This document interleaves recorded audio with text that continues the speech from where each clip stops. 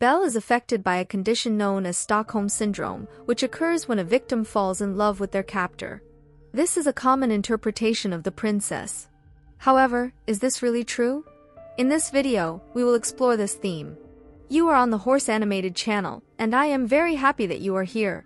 To discuss this issue, it is important to better understand the Stockholm Syndrome.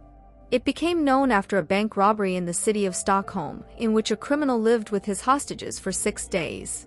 Over time, they developed emotional bonds, to the point where the hostages defended the robber with their own bodies to prevent the police from shooting him.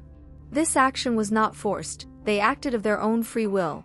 In addition, 2 hostages even visited the robber in prison, revealing that he did not treat them with verbal or physical violence, which made them feel comfortable with him.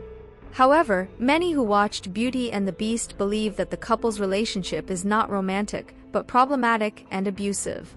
This is because Belle was forced to stay in the castle with the Beast in place of her father. Faced with suffering, her mind softened the Beast's actions to identify with him. Throughout the film, it is clear that the Beast is difficult to deal with, aggressive, and lacking in compassion.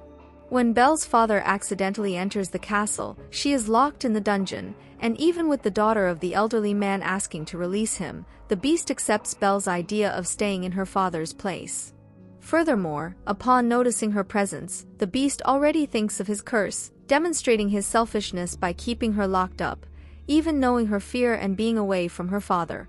When she refuses to dine with him, the Beast's reaction is aggressive. However, he begins to seek her company at dinners and defends her from the wolves, as well as offering something she loves, a library full of books. This causes Belle to develop a psychological defense mechanism, associating the Beast with a misunderstood figure, attributing his actions to the curse that turned him into a monster for so many years.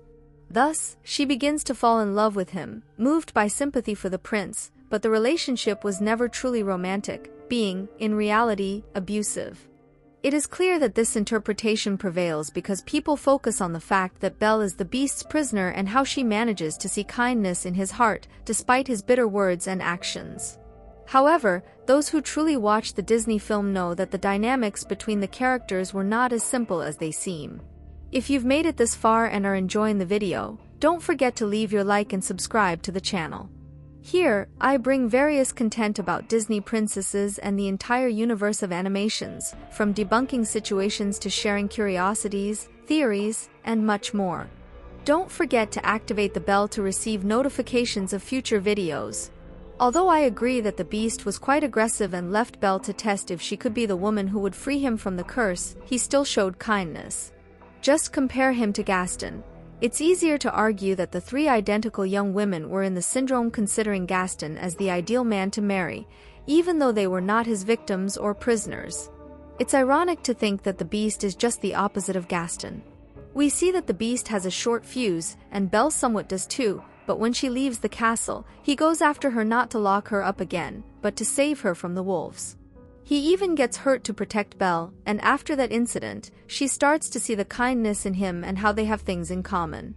While Gaston claimed that reading books was harmful to women because it encouraged them to have ideas, the prince practically gifted Belle with a huge library. Furthermore, she read to him. And that's how they started to fall in love. When the Beast began to feel this feeling, he no longer held the girl captive in the castle and said that she could leave to find her father Maurice, who was in a risky situation. The Beast literally didn't retain Belle and even gave her a magic mirror that allowed her to see whatever she wanted. Even knowing that her presence could be his last chance to love someone and that the last petal of the flower could fall, he let her go. In other words, it was genuine love and not Stockholm Syndrome, as happened in that robbery. Honestly, it would be the last thing Disney would think about producing, a false love, but rather a defense mechanism of the mind of one of its characters. I really like to bring this kind of discussion about Disney movies, especially about the princesses, because some people interpret the movies in completely different and even absurd ways. And I think this is one of the heaviest statements about Disney animations that has ever been made. But it's very interesting to discuss.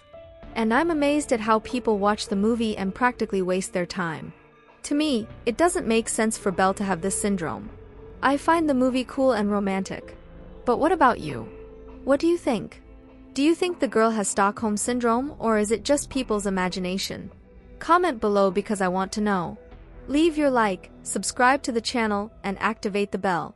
I'll leave a video here on the screen for you to get to know my content even better. So, until the next video.